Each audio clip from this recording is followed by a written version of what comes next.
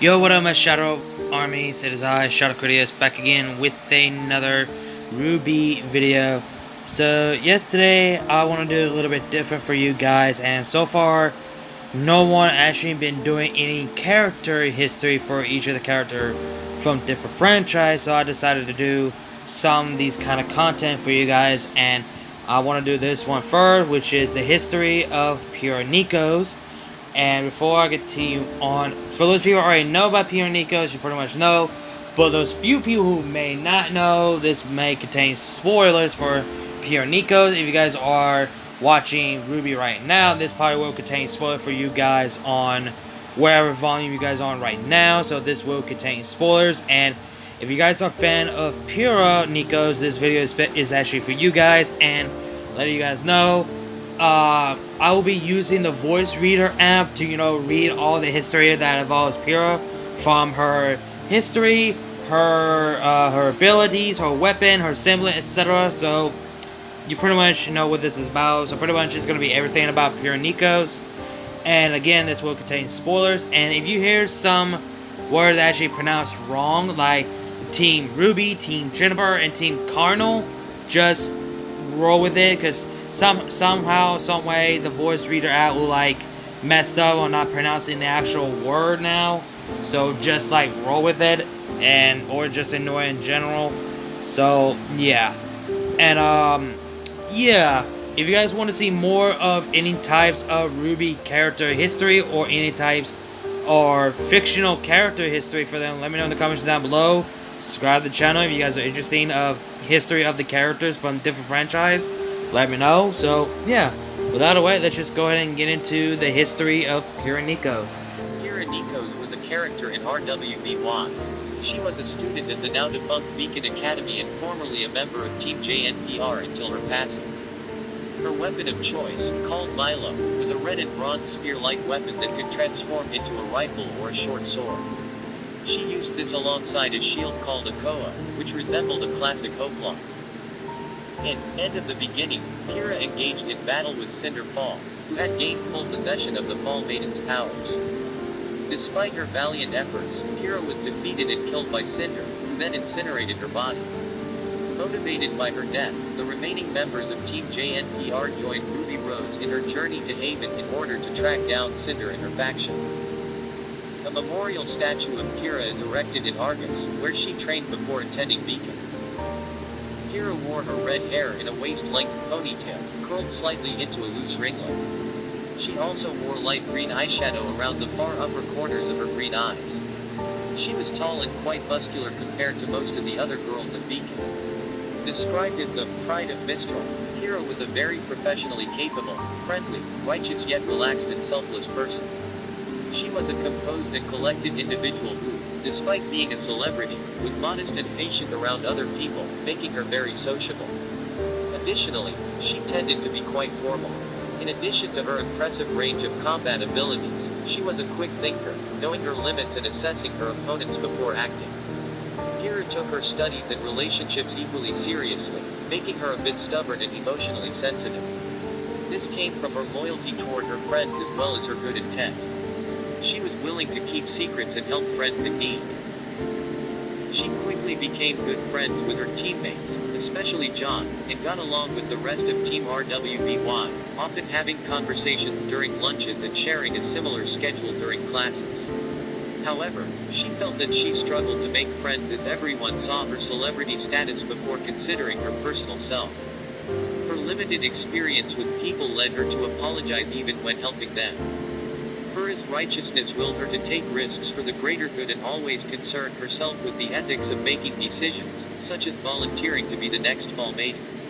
She was willing to become the Fall Maiden despite the risks to her well-being and concerns over the scruples of the transfer process. For most of her life, Pyrrha believed she was destined to be a great huntress, one that would protect the world, and strived for this goal no matter what she could lose. Pyrrha was selfless to a fault, one of the traits that harmed her most. Pyrrha's selfless nature, combined with her beliefs of carrying out her duties as a huntress, made it difficult, if not outright impossible, for her to make decisions for herself out of fear of letting down those who have placed their faith in her. Regardless of the potential dangers of taking such powers through unorthodox means, she was not fazed by it as much as the idea of losing John and her friends, showing she has a caring nature for those close to her. Pyrrha's weapons of choice were Milo and Akoa. They were a javelin, sword, rifle, and shield. Pyrrha was able to throw the javelin form of Milo with extreme precision, being able to hit John's hood over a long distance as he was falling. It was at this point when she first demonstrates proficiency in javelin usage, as she was shown to have a perfect stance, with the javelin lining up exactly with her free hand and using her thumb as a reference point. She was also extremely adept at using Akoa as an offensive weapon, a skill that was exemplified when she used her shield to sever the damaged joint of the Death Stalker's stinger, with the shield ricocheting off of a pillar behind it and returning to her. However, this feat was likely aided by her semblance. However, during her battle with Cinder, she was able to throw her shield with enough accuracy to strike and shatter an arrow midair without her semblance, as her aura had already been depleted. Pyrrha also demonstrated incredible skill in switching her back and forth between weapons with quick succession, delivering rapid attacks, and being able to counter others at once, such as with Team CRDL, whom she all defeated alone, despite being outnumbered. Pyrrha was capable of using her weapon's bladed form to even deflect bullets, as done against Halshot.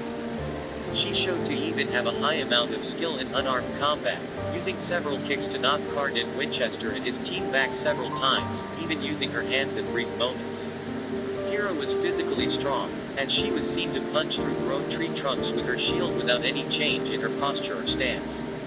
However, in these sorts of instances, she may be using her control over polarity to cause the shield to move with more force. Her strength was also displayed when she used her shield as a launch platform to help Nora launch higher into the air and jumping while doing so, an action that was also done without any visible alterations to her stance when Nora utilized a grenade as propellant off the shield. Shown in the Emerald Forest, Pyrrha demonstrated the ability to unlock another person's aura. She did this for John, whose aura had been unknown to him. She was visibly tired after unlocking it, possibly either due to the sheer amount of aura that she commented John had, or the nature of the ability itself. Pyrrha's semblance, polarity, allowed her to control metal via magnetism.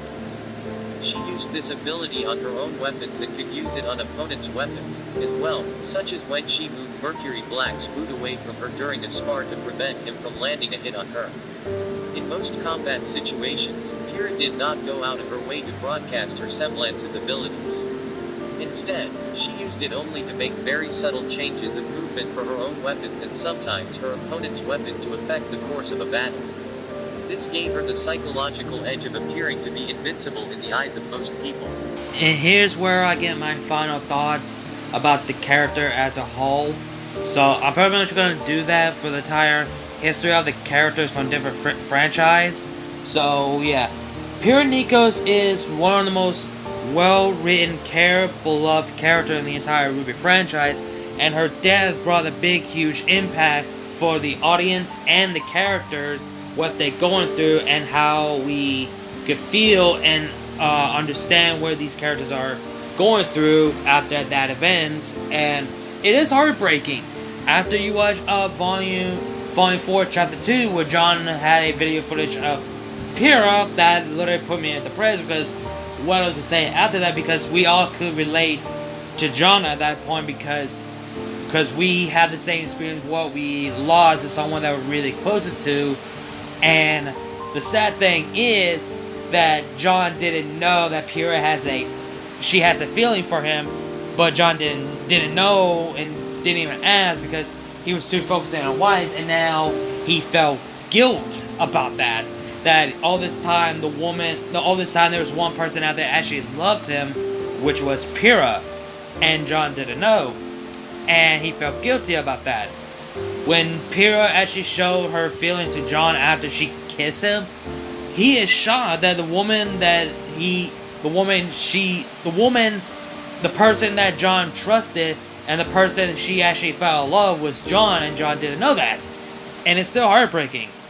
And then even more heartbreaking when I tear up when they show the statue of Pyrrha and John met Pyrrha's mother. And that's even more fucking heartbreaking. And And the word where John said Pyrrha didn't get the chance to graduate, but she was a huntress.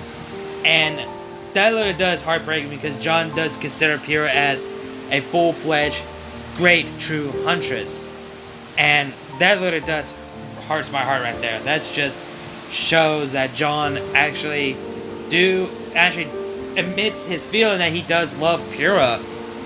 And is literally as heartbreaking. Pyrrha is, again, well beloved, well skilled as a fighter, and I'm just gonna say this right now before I end it here. I just don't see Pyrrha coming back. As much I want her to come back, but there's no way in hell she could come back. Reason one, they confirmed that Pyrrha is dead. Two, you saw her body being disintegrated. Three, there's no way in hell that Pyrrha's soul could be part of Cinder because Pyrrha never ever got the Fall Maiden, not even close. Because you saw what happened. You saw all the full Fall Maiden power just go straight to Cinder right there and then. So Pyrrha didn't get that little bit of inch of the Fall Maiden power. So she never got the Fall Maiden power. So her soul is not part of Cinder. Only Ember is part of Ember's soul lived on in Cinder, not Pyrrha.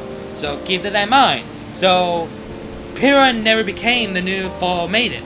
Cinder did. She killed Ember, and the Fall Maiden goes straight to Cinder. Not Pyrrha, just goes straight to Cinder. So yeah, I'm debunking all that theory. So yeah, I'm sorry. I know it's just a theory, but I have to debunk that bullshit. So there's no way in hell that Pyrrha could come back. If they do bring her back, then what's the point of her killing off? Like, what's the point of killing her off in the first place? And her death would just be pointless, just like they did to Penny. But now they made Penny back as a human form.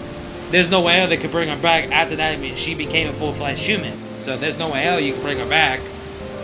So yeah, Pyrrha's death is a big, huge impact for the characters for, well, Ruby and John.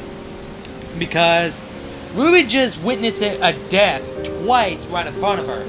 And John just, having experiences of loss because his partner, one of his teammates, actually showed her feelings to him that she has feelings and love with John, and he was blinded over for Weiss, and now he is guilt that all this time the right woman was right in front of him the entire time, and he straight up ignored it and straight up blind because of Weiss.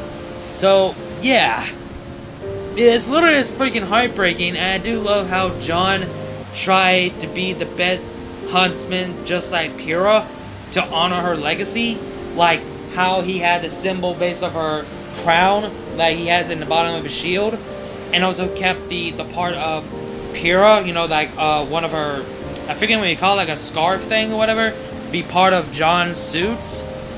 And I just like that touch. To touch it so he can remember for Pyrrha. So yeah, it is freaking heartbreaking to say the least. But anyway guys, that's just my final thoughts about Pyrrha and Nikos as a whole as a character. So yeah guys, let me know in the comments down below. Tell me what you guys think. If you guys want more of this kind of history stuff, let me know in the comments down below. Give me your honest and your final thoughts about Pyrrha and Nikos as a whole. Again, like, comment, share, subscribe. Links to my social media, my Discord server, my GoFundMe page will all be down below in the description box. You guys know what drill about that. Again, for the third time, like, comment, share, subscribe, and I'll see you guys later. Kneel before, shut up, Critias, and I'll see you guys later.